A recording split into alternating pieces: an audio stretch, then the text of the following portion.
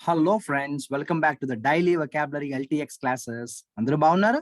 ఈ రోజు మనం హిందూ పేపర్లోకి వెళ్ళిపోయి ముఖ్యమైన వొకాబులరీ డిస్కస్ చేసేద్దామా? రెడీగా ఉన్నారా?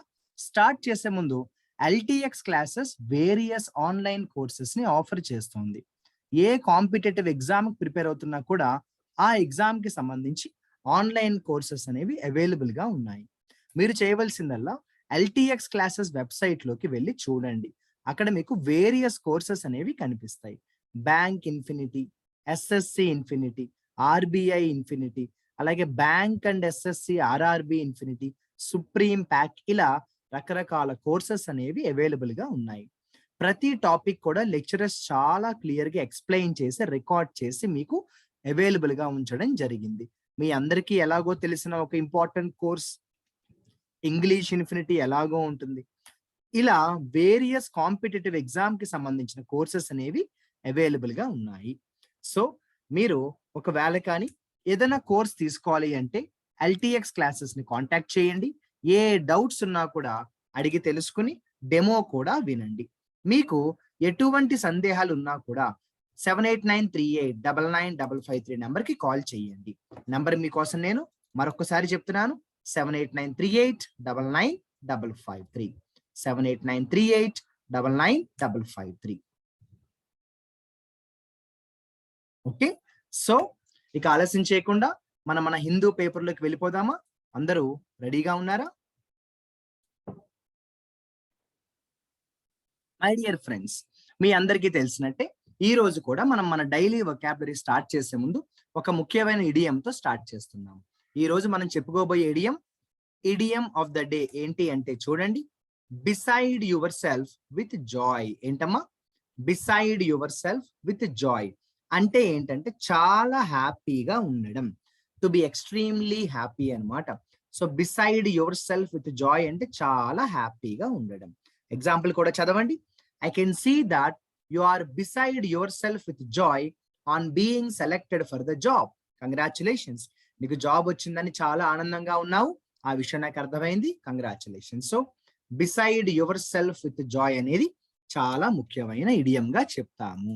ఇలాంటి ఇడియమ్స్ కొన్ని వందల వేల ఇడియమ్స్ ఉన్నాయి.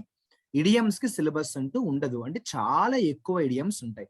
అందుకే మై డియర్ ఫ్రెండ్స్, ఎవరైతే ఇంగ్లీష్ ఇన్ఫినిటీ కోర్సులో జాయిన్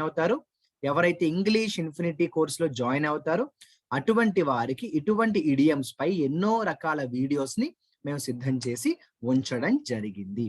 చక్కగా మీరు ఇంగ్లీష్ ఇన్ఫినిటీ కోర్సులో మీరు చూసినట్టయితే ఇటువంటి ఇడియమ్స్ చాలా డిస్కస్ చేయడం జరిగింది. Right friends?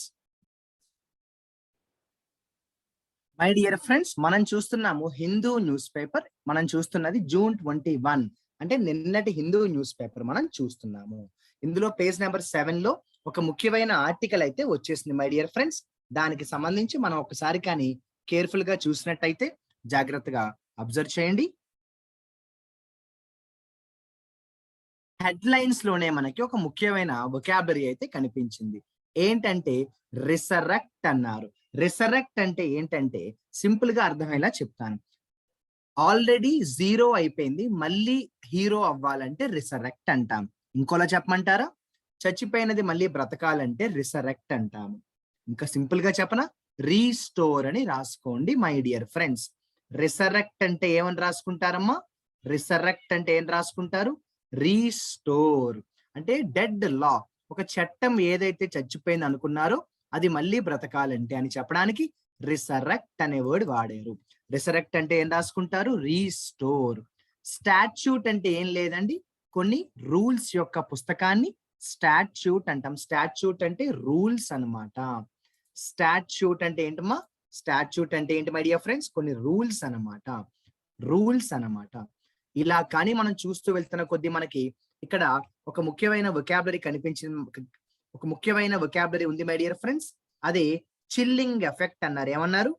Chilling effect. Chilling effect అంటే ఏంటి? అది ఎక్కడుందో చెప్పమంటారా? ఇదిగోండి, చిల్లింగ్ ఎఫెక్ట్ అన్నారు. అంటే చలి వేస్తోందనా? కాదండి. చిల్లింగ్ ఎఫెక్ట్ అంటే భయంగా ఉంది అంటాను, చూసారా? అలా అన్నమాట. భయాన్ని కలిగించేదాన్ని మనం చిల్లింగ్ ఎఫెక్ట్ అంటాము. భయాన్ని కలిగించేదాన్ని ఏమంటాము? చిల్లింగ్ ఎఫెక్ట్ అంటాము. అదే విధంగా మనం కానీ తీసుకుంటే నెగోషియేషన్. నెగోషియేషన్ అంటే అందరికీ తెలిసిన వర్డ్ అయినా చెప్తున్నాను. నెగోషియేషన్ అంటే చర్చించుకోవడం అండి, చర్చలు, డిస్కషన్స్. కాంబాట్ అనేది చాలా ముఖ్యమైన వర్డ్ గా మనం చెప్తాం. కాంబాట్ అంటే సింపుల్ గా చెప్పమంటారా? కాంబాట్ అంటే యుద్ధం, ఫైటింగ్ అంటారు చూసారా, అలా అన్నమాట. కాంబాట్ అంటే ఏమంటామండి? ఫైటింగ్ అన్నమాట. కాంబాట్ అంటే ఫైటింగ్ అన్నమాట, యుద్ధం. అదే విధంగా మనం కానీ తీసుకుంటే ఒఫెన్సివ్. ఒఫెన్సివ్ అంటే అవమానకరంగా, ఇన్సల్టింగ్. ఒఫెన్సివ్ అంటే ఇన్సల్టింగ్, అవమానకరంగా అంటాను చూసారా, అలా అన్నమాట. ఒఫెన్సివ్ అంటే ఏంటమ్మా? అవమానకరంగా, ఇన్సల్టింగ్. ఇలా మనం కానీ చూసుకుంటూ వెళ్తున్న కొద్దీ ఇక్కడ నెక్స్ట్ చూడండి, కర్బ్ అనే ఒక వొకాబులరీ కనిపించింది. కర్బ్ అంటే స్టాప్ అని రాయండి. కర్బ్ అంటే కంట్రోల్. లేదు కర్బ్ అంటే ఏమని రాస్తారు? స్టాప్. కర్బ్ అంటే ఏం రాస్తారు? కంట్రోల్. లేదు కర్బ్ అంటే ఏం రాస్తారు? స్టాప్ అని రాయండి. అలాగే మనం కానీ చూసుకుంటూ వెళ్తున్న కొద్దీ ప్రీ మెచ్యూర్ అనే మంచి వొకాబులరీ అయితే మన అందరి కోసం వచ్చేసింది. ప్రీ మెచ్యూర్ అంటే ఎర్లీ అండి, ముందుగాని. ప్రీ మెచ్యూర్ అంటే ఎర్లీ అండి, ముందుగాని. ఒఫెన్సివ్ మళ్ళీ వచ్చింది గమనించారా? ఒఫెన్సివ్ అంటే ఏంటండి? ఇన్సల్టింగ్. ఒఫెన్సివ్ అంటే ఏంటండి? ఇన్సల్టింగ్. చాలా ఇంపార్టెంట్ వర్డ్ ఒకటి కనిపించింది చూడండి, ఇంపెడిమెంట్, రాబోయే ప్రమాదం. ఇంపెడిమెంట్ అంటే కమింగ్ ప్రాబ్లం అంటాను చూసారా. అలాగే మీరు కానీ చూస్తే అన్డ్యూ అన్నారు. అన్డ్యూ అంటే అనవసరమైన, అన్నెసెసరీ. అన్డ్యూ అంటే అనవసరమైన, అన్నెసెసరీ. అన్డ్యూ అంటే అనవసరమైన, అన్నెసెసరీ. అన్డ్యూ అంటే అనవసరమైన, అన్నెసెసరీ అంటాం, అన్నెసెసరీ. ఎజ్యూమ్ అంటే ఏంటండి? మనం నమ్మడం, వి బిలీవ్. అంటే ఎజ్యూమ్ చేయడం అంటే ఒక రకంగా ప్రెడిక్ట్ చేయడం అన్నమాట. ప్రెడిక్ట్ అని రాసుకోండి. ఎజ్యూమ్ చేయడం అంటే ప్రెడిక్ట్ చేయడం అని రాసుకోండి. డ్యూయలిస్ట్ అంటే రెండు సిద్ధాంతాలు కలిసిన. సో హ్యావింగ్ టూ ప్రిన్సిపల్స్ అని రాయండి. డ్యూయల్ అంటే రెండు కదండి. డ్యూయలిస్ట్ స్టేట్ అంటే రెండు సిద్ధాంతాలతో నడుస్తున్న ప్రభుత్వం అంటాము. డ్యూయలిస్ట్ స్టేట్ అంటామండి. నిజం చెప్పాలంటే అది చాలా అంటే చాలా ముఖ్యమైన వొకాబులరీగా మనం మాట్లాడతాం అన్నమాట. అలాగే ఇనాక్ట్ అంటే ఒక చట్టాన్ని తయారు చేయడం, మేకింగ్ ఏ లా అని రాయండి. ఇనాక్ట్ అంటే ఏమని రాసుకుంటారు? మేకింగ్ ఏ లా, ఒక చట్టాన్ని తయారు చేయడం, మేకింగ్ ఏ లా. మోనిజం అంటే ఒకే ఒక సిద్ధాంతంతో కలిగిన, హ్యావింగ్ ఓన్లీ వన్ ప్రిన్సిపల్ అంటాము. హ్యావింగ్ ఓన్లీ వన్ ప్రిన్సిపల్ అంటాము. ఇన్కార్పొరేట్ అంటే ఇంట్రడ్యూస్ అని రాయండి. ఇన్కార్పొరేట్ అంటే ఏంటంటే ఇంట్రడ్యూస్ అని రాయండి. ప్రవేశపెట్టుట అంటాను చూసారా, అలా అన్నమాట. ప్రవేశపెట్టడాన్ని ఏమంటామంటే ఇన్కార్పొరేట్ అంటాం. ప్రవేశపెట్టడాన్ని ఏమంటామంటే ఇన్కార్పొరేట్ అంటాం. ఇన్కార్పొరేట్. ఇందాక చెప్పాను గుర్తుందా? ఇనాక్ట్. ఇనాక్ట్ అంటే ఏంటండి? లాని తయారు చేయడం, చట్టాన్ని తయారు చేయడం. ఎనేబుల్ అంటే సహాయం చేయడం. ఎనేబుల్ అంటే ఏంటంటే సహాయం చేయడం. ఎనేబుల్ అంటే ఎంకరేజ్ అని కూడా రాయండి. ఇందాక చెప్పాను గుర్తుందా? డ్యూయలిస్ట్ అంటే ఏంటో? Having two principles. డ్యూయలిస్ట్ అంటే ఏంటండి? హ్యావింగ్ టూ ప్రిన్సిపల్స్, రెండు సిద్ధాంతాలు కలిగిన అని చెప్పడానికి ఏమంటాం మనం? డ్యూయలిస్ట్ అంటాము. ఇలాగనే మనం చూసుకుంటూ వెళ్తే మనకి మంచి మంచి వొకాబులరీ చక్కగా ఇందులో కనిపించండి. సుమారుగా మనకి 15 వొకాబులరీ మనం ఈ ఒక్క ఆర్టికల్లోనే గమనించడం జరిగింది. అదే విధంగా మనం కానీ తీసుకుంటే మనకి ఈ రోజు హిందూ పేపర్ అంటే జూన్ 22వ హిందూ పేపర్, జూన్ 22వ తారీఖు హిందూ పేపర్ లో కూడా మనకి మంచి మంచి వొకాబులరీ ఉన్నాయండి. ఇందులో కూడా పేజ్ నెంబర్ 7 కని గమనించినట్టయితే కేరళకి సంబంధించి రాజకీయాల గురించి ఒక ముఖ్యమైన ఆర్టికల్ వచ్చిందండి. ఇందులో బిలీగర్డ్ అనే ముఖ్యమైన వొకాబులరీ యూజ్ చేశారు. ఏంటంటే బిలీగర్డ్. బిలీగర్డ్ అంటే సమస్యలలో ఉన్న, ఇన్ డిఫికల్ట్ సిచ్యువేషన్ అని రాయండి. బిలీగర్డ్ అంటే ఏం రాస్తారండి? In difficult situation. డిస్మల్ అంటే వెరీ సాడ్ అని రాయండి. డిస్మల్ అంటే వెరీ సాడ్, కష్టాల్లో ఉన్నా, బాధగా ఉన్నా అంటాను చూసారా, దాన్నే డిస్మల్ అంటాను. చర్న్ అంటే ఏంటి అంటే ఒక రకంగా చెప్పాలంటే తిరుగుబాటు. స్టిర్ అంటాను చూసారా, యాజిటేషన్ అంటాను చూసారా, యాజిటేషన్ గొడవ, ఆందోళన, తిరుగుబాటు, చర్న్, ఇవన్నీ కూడా చాలా అంటే చాలా ముఖ్యమైన వొకాబులరీగా మనం వాటి గురించి చెప్తామన్నమాట. అదే విధంగా మనం కానీ చూసినట్టయితే ఫ్రెండ్స్, ఇది కూడా ఇందాక చెప్పిన వొకాబులరీ మన అందరి కోసం మళ్ళీ వచ్చేసింది. డిస్మల్ అంటే ఏమన్నానో గుర్తుందా అండి?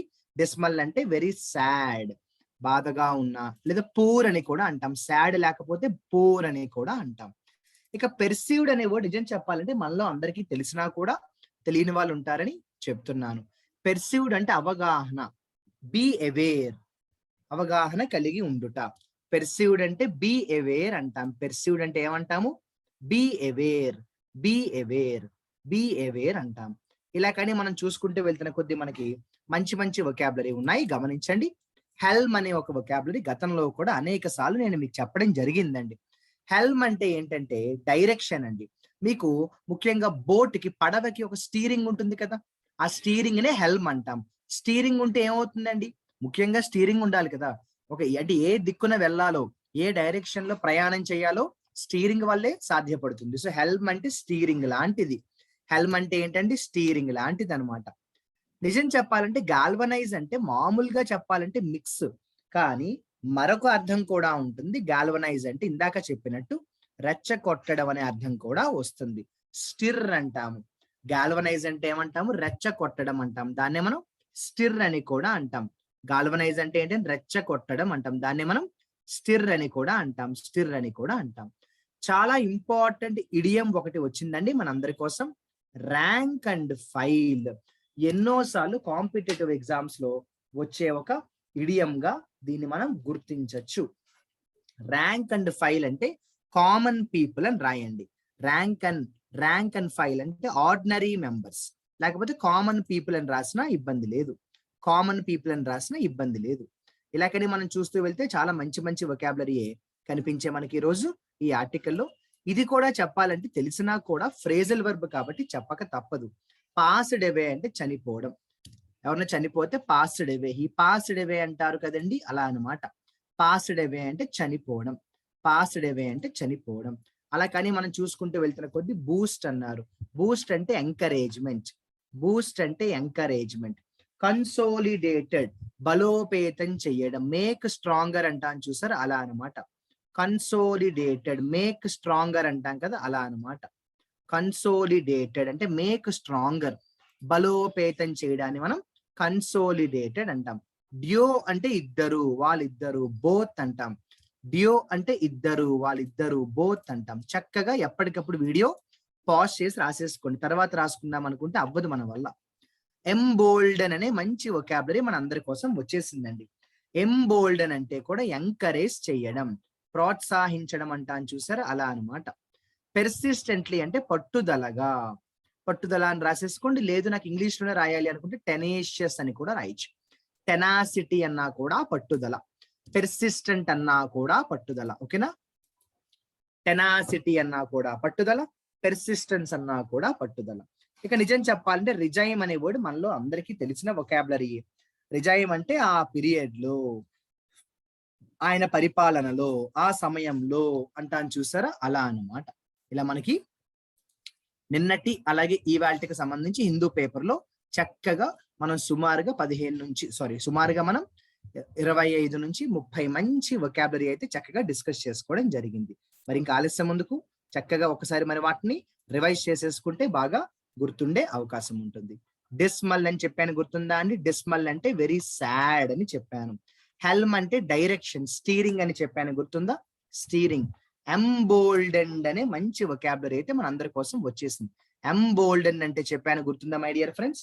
ఎంకరేజ్ చేయడం అని చెప్పాను, ఎంకరేజ్ చేయడం. రిజైమ్ అని చెప్పాను, గుర్తుందా? రిజైమ్ అంటే ఏంటండి? ఆ సమయంలో, ఆ పీరియడ్ లో అంటాం. రిసరెక్ట్ అనేది చాలా మంచి వొకాబులరీ అండి. రిసరెక్ట్ అంటే ఏంటంటే రీస్టోర్ అన్నమాట. రిసరెక్ట్ అంటే ఏంటంటే రీస్టోర్. రిసరెక్ట్ అంటే రీస్టోర్, చాలా ముఖ్యమైన వర్డ్. మోనిజం అంటే ఏక సిద్ధాంతం కలిగిన, హ్యావింగ్ ఓన్లీ వన్ ప్రిన్సిపల్ అంటాం. ఒక చోట మీకు గుర్తుందా? ఇంపెడిమెంట్ అని చాలా మంచి వొకాబులరీ వచ్చింది. ఇంపెడిమెంట్ అంటే ఏంటంటే రాబోయే ప్రమాదం. ప్రాబ్లం విచ్ ఈస్ అహెడ్ అంటాం చూసారా, the problem which is going to come అంటాం. కర్బ్ అంటే స్టాప్, కర్బ్ అంటే కంట్రోల్ అని కూడా అంటాం. అన్డ్యూ అంటే అనవసరమైన, అన్నెసెసరీ అంటాం. స్టాట్యూట్ అంటే ఏంటండి? రూల్స్. స్టాట్యూట్ అంటే ఏంటండి? రూల్స్ అంటాము, రూల్స్. ఒఫెన్సివ్ అంటే చెప్పాను, గుర్తుందా? అవమానకరమైన. ఒఫెన్సివ్ అంటే అవమానకరమైన. చర్న్ అంటే తిరుగుబాటు, గందరగోళం అని కూడా అంటాం. చాలా మంచి వొకాబులరీ. బిలీగర్డ్ ఎంత ఇంపార్టెంట్ వొకాబులరీ అంటే అంత ఇంపార్టెంట్ వొకాబులరీ. బిలీగర్డ్ అంటే సమస్యలలో ఉన్నా, డిఫికల్ట్ సిచ్యువేషన్ లో ఉండడాన్ని మనం ఏమంటాము, బిలీగర్డ్ అంటాం. ఇక పెర్సీవ్డ్ అంటే అవగాహన కలిగి ఉండుట అంటాం, అవగాహన కలిగి ఉండుట అంటాం. మనకి మీకు కానీ గుర్తుంటే ఒక చోట కన్సోలిడేట్ అనే చాలా ఇంపార్టెంట్ వర్డ్ వచ్చిందండి. కన్సోలిడేట్ అంటే బలోపేతం చేయడం అంటాం చూసారా, మేక్ స్ట్రాంగర్, మేక్ స్ట్రాంగర్ అంటాం. పట్టుదలని ఏమంటామో గుర్తుందా అండి, పెర్సిస్టెంట్ అంటాం. పట్టుదలని ఏమంటామండి మై డియర్ ఫ్రెండ్స్, పెర్సిస్టెంట్ అంటాం. ర్యాంక్ అండ్ ఫైల్ అని చాలా ముఖ్యమైన ఇడియం కూడా మనం డిస్కస్ చేసుకోవడం అయితే జరిగింది. ర్యాంక్ అండ్ ఫైల్ అంటే ఏంటంటే కామన్ పీపుల్ లేదా కామన్ మ్యాన్ అంటాము. ఒక లాని తయారు చేయడాన్ని ఇనాక్ట్ అంటాం, లాని తయారు చేయడాన్ని ఇనాక్ట్ అంటాం, ఇనాక్ట్. అలాగే యుద్ధం చేయడాన్ని, పోరాటం చేయడాన్ని ఏమంటాం అంటే కాంబాట్ అంటాను, ఏమంటాను, కాంబాట్. యుద్ధం చేయడాన్ని అలాగే మనం ఫైటింగ్ చేయడాన్ని ఏమంటాం అంటే కాంబాట్ అంటాము, కాంబాట్. చాలా త్వరగా అని చెప్పడాన్ని అంటే ముందుగానే అని చెప్పడానికి ప్రీ మెచ్యూర్ అంటాం, ముందుగానే అని చెప్పడానికి ప్రీ మెచ్యూర్ అంటాం. ఇలా చాలా అంటే చాలా ఇంపార్టెంట్ వర్డ్స్ చక్కగా మనకి కనిపించాయి. ఒక చోట మీకు గుర్తుంటే చిల్లింగ్ ఎఫెక్ట్ అని మాట్లాడుకున్నాం మనం. చిల్లింగ్ ఎఫెక్ట్ అంటే భయాన్ని కలిగించే అన్నాము. సరే, మరి చక్కగా నేను మీకోసం వొకాబులరీ రివిజన్ కూడా చేశాను. ఆలస్యం ముందుకు చక్కగా ఎప్పటిలాగే నేను మీకు 3 వొకాబులరీ అందిస్తాను. ఆ 3 వొకాబులరీతో చక్కగా మీరు మంచి మంచి ఎగ్జాంపుల్స్ ని తయారు చేసి కమెంట్ సెక్షన్ లో పెట్టాలి, సరేనా? మొట్టమొదటిది బిలీగర్డ్. బిలీగర్డ్ అంటే కష్ట సమయాల్లో, డిఫికల్ట్ సిచ్యువేషన్. బిలీగర్డ్ అంటే డిఫికల్ట్ సిచ్యువేషన్. రిసరెక్ట్ అంటే మళ్ళీ రీస్టోర్ అవ్వడం, పడిపోయి మళ్ళీ లేవడం అంటాం చూసారా, అలా అన్నమాట. అలాగే ఇంపెడిమెంట్ అంటే రాబోతున్న ప్రాబ్లం, ఫ్యూచర్ ప్రాబ్లమ్స్ అంటాం చూసారా, ఇంపెడిమెంట్, ఇంపెడిమెంట్. అయితే మీరు ఎగ్జాంపుల్స్ తయారు చేసే ముందు ఒకసారి ఈ 3 పదాల మీద స్టడీ చేయండి. ఇంటర్నెట్ లో కానీ డిక్షనరీలో కానీ ఒకసారి ఈ 3 పదాల మీద స్టడీ చేస్తే అవగాహన వస్తుంది.